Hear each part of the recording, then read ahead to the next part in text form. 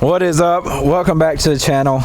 If you've been looking for a lightweight mobile layout blind, I may have found the perfect one for you. Now, last duck season we hunted out of layout blinds a fair amount. In fact, the last video I put out was one of those hunts where we relied on layout blinds and we were walking into some of these places, boating in, and we needed space. I fell in love with the Goosebuster's low profile, and so I just bought a brand new one and I'm going to unbox that. But before we jump into the unboxing, I want to remind you guys that today is the last day to pick up the Chasing Green duck calls. The website is going to close at midnight tonight, so if you want a Chasing Green duck call, today is your last day to do it. Also, the duck call necklaces. I appreciate everybody who bought one. That's chasinggreenwaterfowl.com. Like I said, one reason I fell in love with this layout is that it's so light and mobile. I hate messing with the framed ones. You got to put them together, they're heavy. They're just not good for the way that I hunt. If you can pull right into the field in a truck with a trailer and all that, yeah, frame layouts are awesome. But if you're walking to where you're gonna need your layout, or if you're traveling in a boat, and you can only put so much stuff in a boat.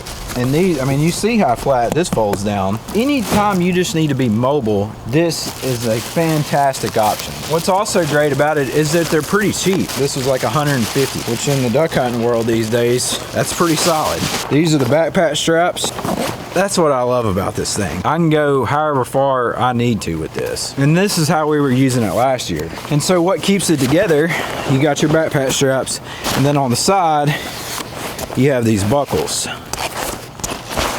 It is mostly frameless, but it does have frames over your hips to keep that off of you.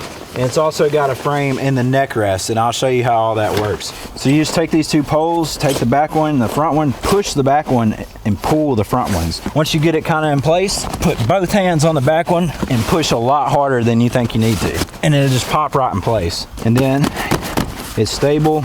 You've got space back here to put stuff, and it's locked in place. There is a space back behind the headrest to add extra padding if you would like that. This was fine for me last year. Another thing I really liked about the Rogers is that it has a ton of mesh right here, which some people, that might not be a big deal, but I film, and so I need to see everything and be able to get my camera out. And this mesh really allows that. Now the other frame portion is over your legs.